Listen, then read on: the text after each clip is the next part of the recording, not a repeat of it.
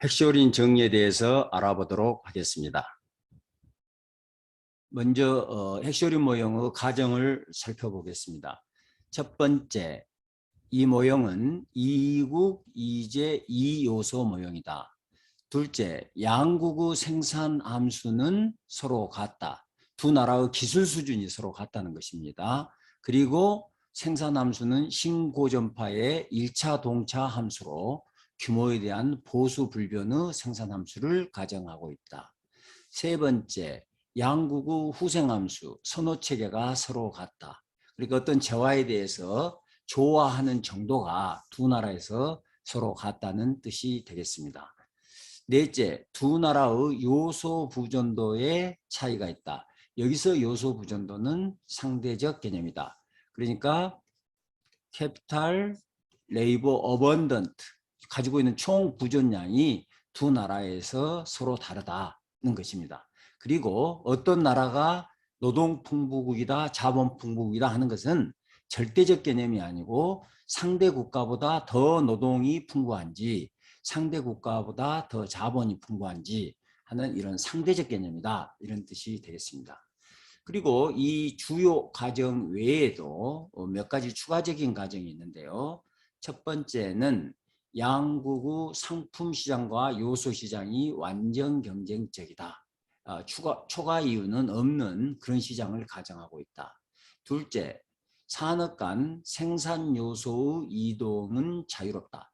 그러니까 XJ, YJ가 있다면 이 XJ와 YJ 간의 노동과 자본 이동이 자유롭다는 거죠.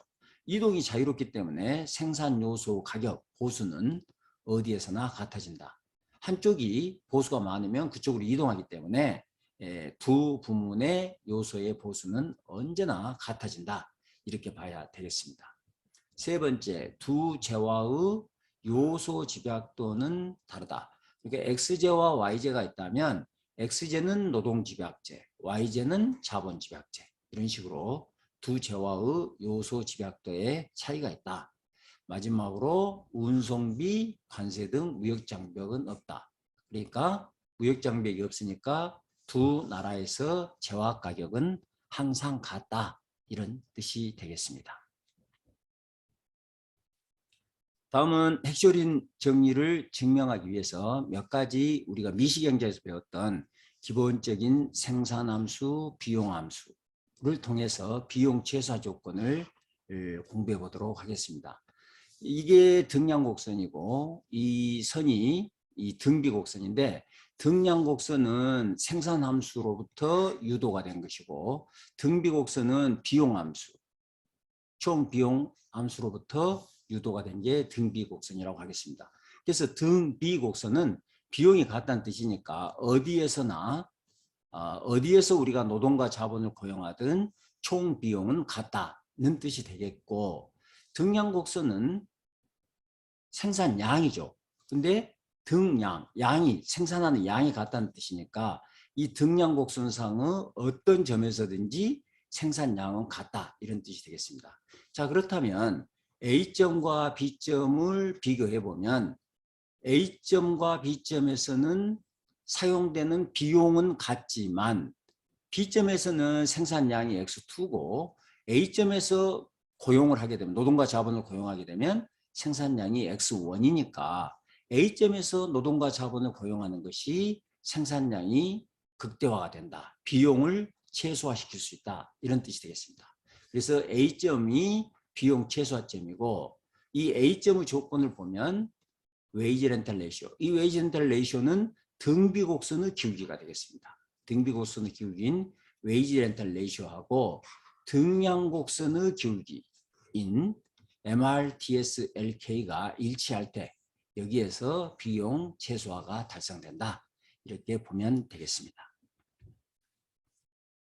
다음에는 요소 가격이 변할 때 요소 집약도, 노동과 자본의 결합 비율이 어떻게 바뀌어가는가 하는 것을 살펴보도록 하겠습니다. 웨이지 렌탈 레이쇼가 이렇게 되어 있으면 생산점이 여기에서 결정되는 게, 이게 지금 X1의 등량이라면 어디에서 이 X1을 생산하기 위해서 노동과 자본을 고용할까? 이 A점에서 고용을 하게 된다는 거죠. 그런데 임금이 올라가서 웨이지 렌탈 레이쇼가 이렇게 바뀌게 되면 더 경사지게 된 거죠. 생산점이 A점에서 B점으로 이렇게 이동을 하게 된다는 거예요. 다시 말해서 임금이 올라가게 되면 웨이지 렌탈 레이쇼가 올라가게 되면 노동과 자본의 결합 비율이 어떻습니까? A에서 B로 올라간다는 것을 볼 수가 있겠죠. 다시 말해서 임금이 올라가면 노동을 적게 고용하고 상대적으로 자본을 많이 고용하는 방식으로 바뀌게 된다. 이렇게 보시면 되겠습니다.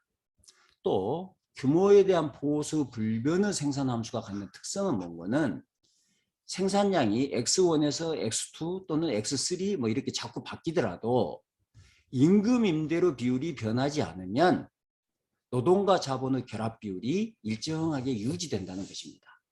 자, 이 그림을 보시면 임금 임대료 비율이 이렇게 변하지 않으면 생산량을 X1에서 하든 생산량을 X2에서 하든 노동과 자본의 결합 비율은 이 OV 선상, 이 선상에 따라서 그대로 유지된다는 것이고 웨이지 렌탈 레이쇼가 1로 변하지 않는다면 생산량을 X1에서 하든 X2에서 하든 노동과 자본의 결합 비율이 이런 식으로 변하지 일정하게 유지된다 하는 것이 규모에 대한 보수 불변 생산함수 특성이 되겠습니다.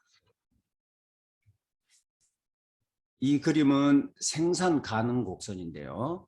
앞에서 우리가 봤던 비용 최소화 조건에서처럼 노동과 자본을 이용해서 X제와 Y제 두 재화를 생산하는 경우에 생산 가능 곡선은 이렇게 그려집니다. 자, 생산 가능 곡선이라는 것은 모든 자원을 효율적으로 사용해서 생산할 수 있는 극대 생산량이 되겠습니다. 다시 말해서 이 생산 가능 곡선의 밖에점은 생산이 불가능한 것이고 생산 가능 곡선의 내부점은 자원을 덜 사용했거나 또는 자원을 모두 사용하더라도 비효율적으로 노동과 자본을 이용했을 때 생산 가능 곡선의 내부에서 생산이 이루어진다. 이렇게 보면 되겠습니다.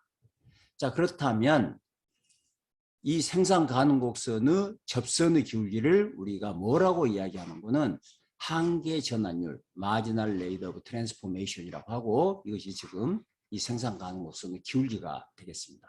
그리고 이 한계 전환율은 기회비용을 나타내고 보시다시피 이 한계 전환율이 점점 경사져가죠. 그 이야기는 X제 생산이 증감에 따라서 X제의 기회비용이 점점점 커진다 하는 것을 나타낸다고 이해하시면 되겠습니다. 자, 그렇다면 폐쇄 경제에서 균형, 소비와 생산이 어디에서 이루어질까 하는 것을 우리가 폐쇄 경제에서 균형이라고 보겠습니다.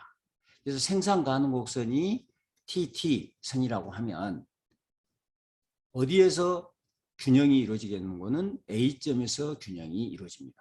다시 말해서 A점에서 생산을 하든 B점에서 생산을 하든 그 경제의 자원을 모두 사용하고 효율적으로 생산할 수 있는 점인데 B점에서 소비를 했을 때 달성하는 효용 수준은 W2고 A점에서 생산을 했을 때 달성할 수 있는 효용 수준은 W1인데 W2보다는 W1이 크니까 이 A점이 균형점이라고 후생을 극대화시킬 수 있는 균형점이라고 할 수 있겠고 이 A점의 조건, 이 균형 조건을 살펴봤더니 생산 가능 곡선하고 그 경제의 가격하고가 일치해야 되고 또 이 가격하고 그 경제의 무차별 곡선이 일치하는 점, 그 점이 A점이 되겠습니다.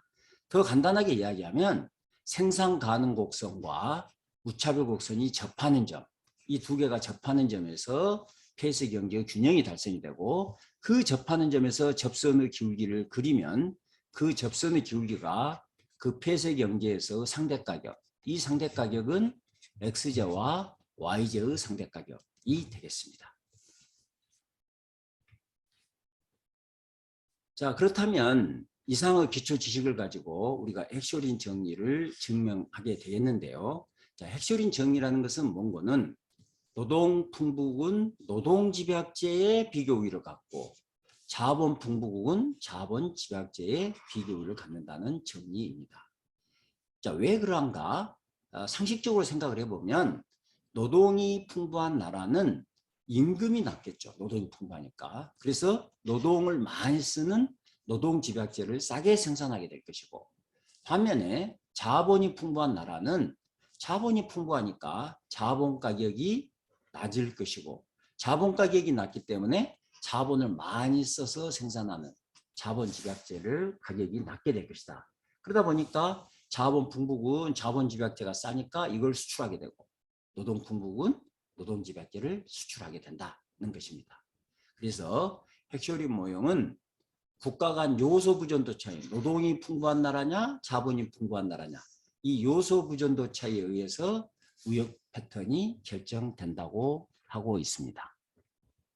자, 이것을 이 그림표를 가지고 우리가 간단히 증명해 볼 수가 있겠습니다. 여기는 노동이 풍부한 나라고 A국은, B국은 자본이 풍부한 나라입니다. 그리고 X제는 노동 집약제이고 Y제는 자본 집약제입니다. 그러니까 노동 풍부국은 노동 집약제인 X제의 생산량이 상대적으로 많게 생산 가능곡선이 그려질 것이고, 자본 풍부국은 자본 집약제인 Y제의 생산량이 상대적으로 많도록 이 생산 가능곡선이 그려지게 될 것입니다. 자, 그런데 우리가 앞에서 가정했던 것처럼 두 나라의 선호체계, 이 무차별곡선의 모양은 동일하다 이거예요. 선호체계는 동일해요. 그러니까 이 무차별곡선의 모양이 동일하기 때문에 접하는 점, 균형점을 찾아보면 이 경우는 A국은 여기가 되고 B국은 A 스타점이 될 것입니다.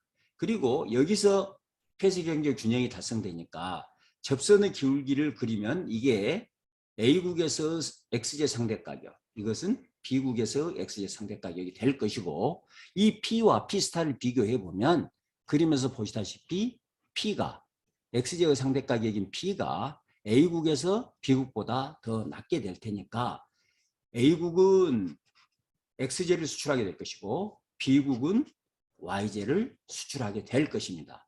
그런데 A국은 노동이 풍부한 나라고 X제는 노동집약제이니까 노동이 풍부한 A국이 노동집약제인 X제를 수출하고, 자본이 풍부한 B국은 자본집약제인 Y제를 수출한다. 그래서 이게 우리가 핵쇼올인 정의가 된다. 이렇게 우리가 증명해낼 수가 있겠습니다. 이상으로 핵쇼린 정의에 대한 강의를 마치겠습니다.